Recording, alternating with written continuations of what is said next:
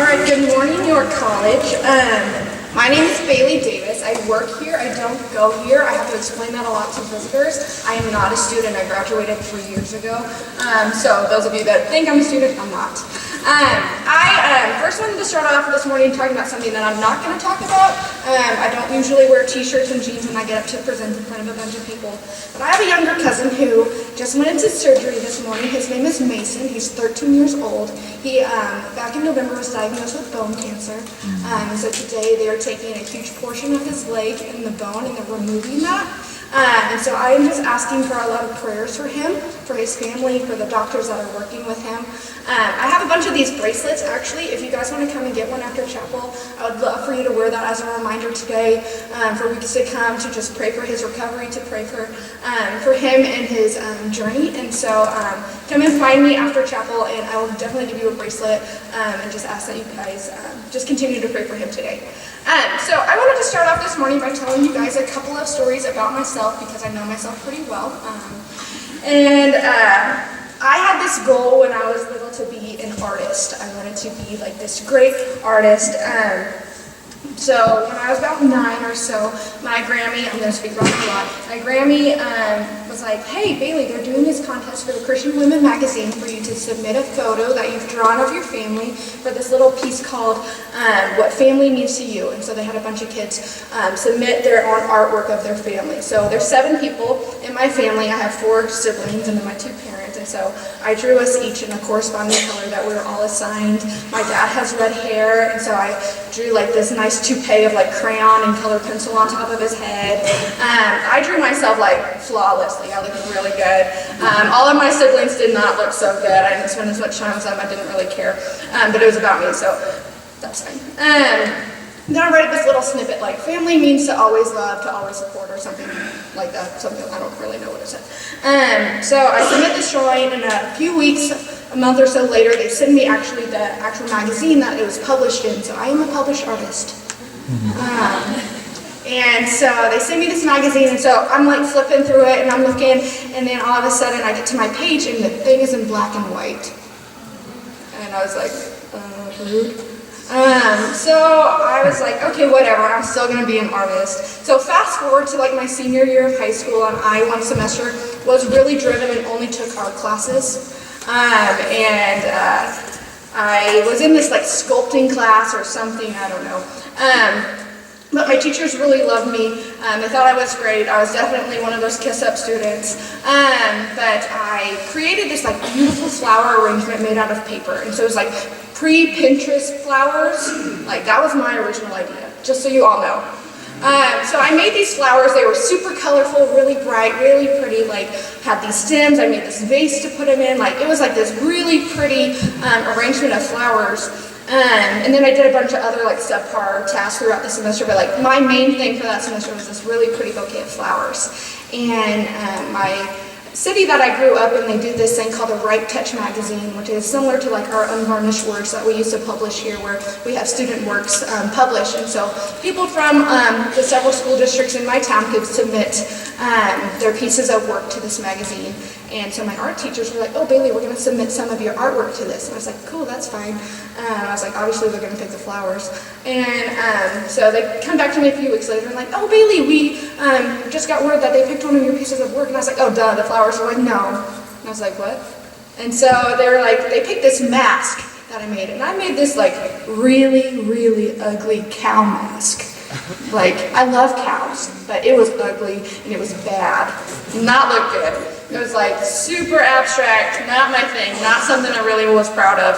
But they published this mask thing, and so they're like, well, you have to go to this banquet to get an award. And I was like, okay. So I go and I sit down and I'm eating breakfast with my mom and flipping through this magazine. And I find my page and it says, Bailey Kinney, Abraham Lincoln High School, grade 12, The Pig. It was a cow. So I gave up on my art career after that. I'm done. My senior year here at York College, my Grammy, she sends me an email and she goes, hey Bailey, the Christian Women magazine, they already love me. They're doing another write-in thing where they're inviting people to write about women in their lives that have done great things, and the subject of this article that they were writing was to give honor to whom honor is due. And she's like, you should write about your grandmother, which is my great-grandma, my Grammy's mom. And at the time she was 96 years old. And I was like, yeah, I can totally do that. And so it took me a while to kind of put in the right words what I wanted to say about her. It could only be a certain number of words. And so I finally got that submitted and put into the magazine. And so my grandmother obviously was a subscriber to this magazine. And so she gets this magazine and is looking through, reading each of the articles and every little snippet of that magazine, and she finally gets to the page and sees her own face and sees her little snippet, and she writes me a letter, because that's what she does. She has the worst handwriting ever. Her handwriting was impossible to read, but she was my favorite pen pal growing up. All through high school, all through college, she would write these long lists of these long letters of just things that were happening in her life, telling me about how she was driving to go and take meals to a family, going to take different things to help other people out, always constantly serving, writing about how proud she was of her family and how grateful she was that she has such a good and loving God, and how blessed her life has been. So I decide when she's getting towards the end of her life to write her one final letter back in November of 2015. And so I'm writing her this letter. I just recently got engaged, and so I was writing her to tell her how excited I was to be a wife, to how much I was looking forward to having a marriage that was as beautiful and as great as the one that my granddaddy had. And so I send her the letter, and a couple weeks later I get a phone call from my mom saying that she passed away. And so we make plans to go down to LA, which in my family means Lower Arkansas. And we go to this little town called Louisville. It's right near Texarkana and Hope, Arkansas. And we pull up to my grandmother's house, go inside into the dining room, and on the hutch I see this letter that's unopened from me addressed to her. So she never really got it. But that March, Joanne and I, my husband and I, got married, but my grandparents drove up from Arkansas, and my Grammy, she hands me this shoebox, which is really normal. She's the type of grandma that just gives you things even if you don't need them or want them or know what they are. So she gives me this shoebox, and I was like, okay, thanks. Knowing there's about shoes in it. And she opens it for me and says, this is your grandmother's silverware. And I'm like, okay. She's like, she goes to tell me the story about how she bought this silverware with these green stamps, which was used as like a currency form throughout, the 1900s. And so the silver is old. It's nothing special. And she's like, we're going to supplement this as like a wedding present from your grandmother to you and Jill. And I was like, okay, that's really cool. And so now I have this silverware that sits as a reminder to serve, because over the several decades that this silverware has been used, it's served thousands of meals. It's served thousands of people. It's been washed thousands of times, been through thousands of pairs of hands. Always into her 90s, into her late 90s, she was serving. And this is my reminder every day as I make my coffee or as I eat a meal that I have these examples of service in my life and these examples of great people in my life.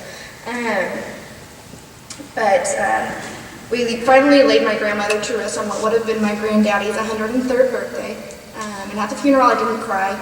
A lot of other people cried, but I had this overwhelming sense of peace and joy, because I knew that she was going home. I knew that she was going to a place where she was going to be praised for her good works, for her giving heart, her loving heart, and that she was the ultimate example of walking daily with God, walking daily through a life of service and doing what she was instructed to do and to living the life that she was instructed to live.